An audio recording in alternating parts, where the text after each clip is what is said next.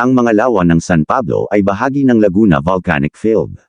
Ang bawat lawa ay isang maar, isang uri ng crater na nabuo mula sa pagsabog ng bulkan.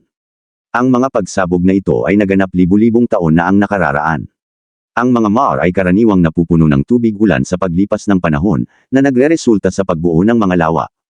Ang San Pablo City sa lalawigan ng Laguna ay kilala sa pagkakaroon ng 7 magagandang lawa, na tinatawag na 7 lawa ng San Pablo. Ang mga lawa na ito ay mahalaga hindi lamang sa kalikasan kundi pati na rin sa kasaysayan at kultura ng lugar. Ang mga ito ay mga maar o crater lake na nabuo mula sa mga pagsabog ng bulkan. Ang lawa ng San Pablo ay hindi lamang mga magagandang tanawin kundi mga likas na yaman na may malalim na kasaysayan at kahalagahan. Ang pag-aaral tungkol sa mga lawa na ito ay nagbibigay diin sa kanilang halaga sa kalikasan, kultura, at ekonomiya. Sa pamamagitan ng pag-aalaga at pagpapanatili ng mga lawa, mapapanatili rin natin ang kanilang kagandahan at kahalagahan para sa susunod na henerasyon.